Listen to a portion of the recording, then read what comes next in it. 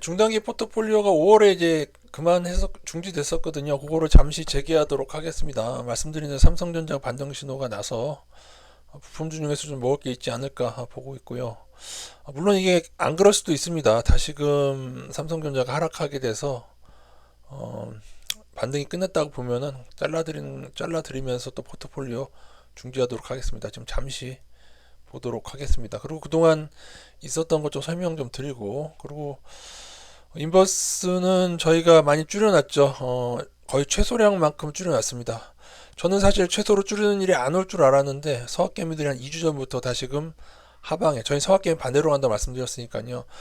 제가 최소로 줄이는 정도가 오게 되면 서학개미 하방 폭주가 있어야 된다고 말씀드렸고 그대로 그게 있었기 때문에 이렇게 줄여드렸고, 또 최근 며칠간 필반도체 지수만 한 10% 넘게 막 급등하는 것 같아서 다시 분할로, 이렇게 오를 때는 분할로 해야지, 2.5%씩 분할로 늘려가면서 또다시 한번 기회를 보도록 하겠습니다. 코스닥은 다시 회복을 해서 다시 조금씩 좀 줄어가도록 하고요. 코스닥이 좀 지지부진 거리는 동안 필반도체 위주로 급등하면서 나스닥도 또 급반등에 따라가고 있습니다.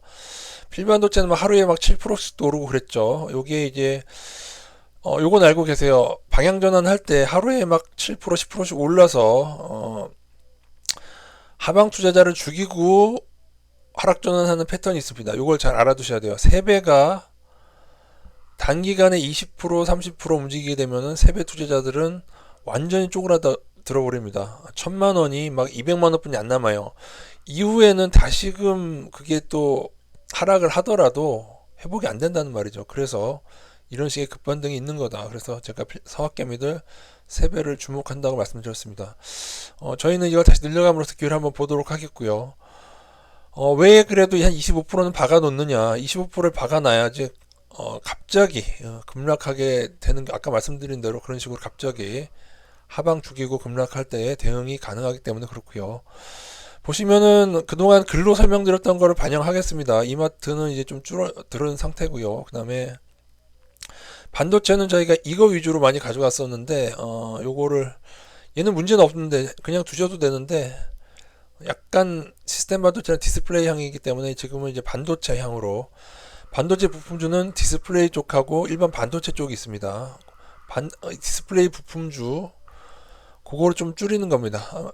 얘는 물론 시스템 반도체 쪽이기 때문에 이재명 당선되면은 중국 관련해서 게임주 수혜 있을 것 같고요. 그리고 반도체를 키운다고 얘기하고 있기 때문에 부품주들도 좀 이번에 신호가 나니까 조금 요 기간에 좀 보고 좀 보겠습니다. 정부에 정말 지원을 한다면은 어쩌면은 일부 기업들은 조금 도약의 계기가 될 수도 있을 것 같아요.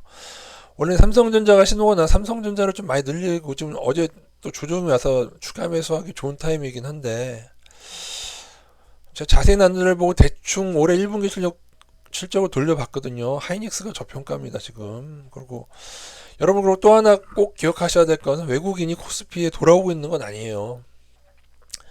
어, 요 기간에 반등을 하다가 다시 하락하는 것을 염두에 둬야 되는데, 이게 참 어려워요.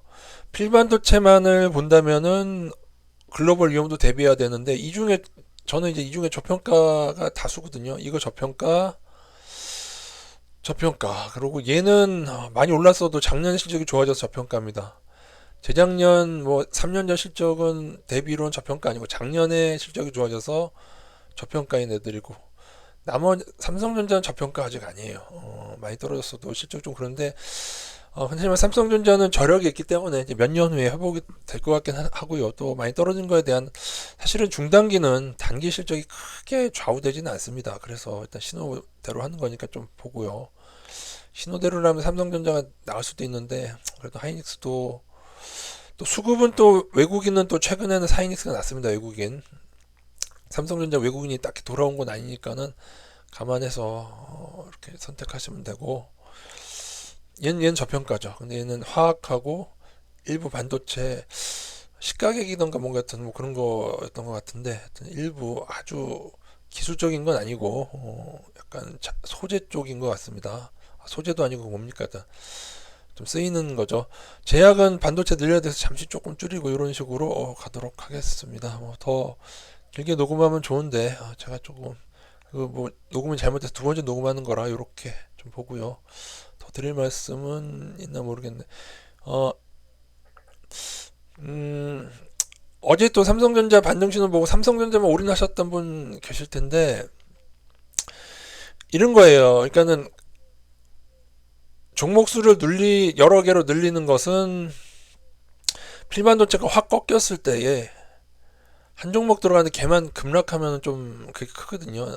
여러 개 늘려놓으면은 이 중에 몇 개는 버팁니다. 지난번에도 여러분 보셨듯이 충분히 대응할 기회가 있단 말이에요. 그러니까는 종목 수를 많이 가져가면서 이번에도 가도록 하고요. 그리고 이재명 정부에서 만약에 중소 부품주나 그런 거를 중국만큼 지원을 한다.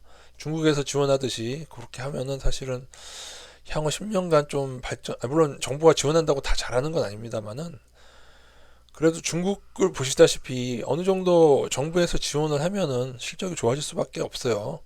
그게 어떤 대책이 나올지 모르겠는데, 그래서 삼성전자, 하이닉스 다 커버린 애들보다도 이제 조금 중소로, 특히 얘는 시스템 반도체 국내 1위죠. LG 계열에 편입이 되어 있는 상태고 했기 때문에, 그래서 제가 이 중에 이제 장기로 적립식 할 수 있는 애들은 삼성전자, 하이닉스, LX세미콘, 그 다음에 솔브레인도 넣어도 되는데 여기에 사실은 솔브레인이나 SFA는 작년 적자기 때문에 걔 저평가도 아니에요. 근데 지금 기관이 매수해서 걔는 차트대로 중단기 넣을 수도 있고, SFA 같은 애들 일단은 좀 최대한 저평가 위주로 했고요. 솔브레인도 넣을 수는 있는데 조금 일단 빠졌습니다. 솔브레인은 약간 디스플레이 향이죠. 반도체 향이라기보다. 이 정도 설명으로 마치고 나중에 더 길게 또 말씀드리도록 하겠습니다. 지금 녹음을 두 번째 하다 보니까 이 정도에서 그만하겠습니다.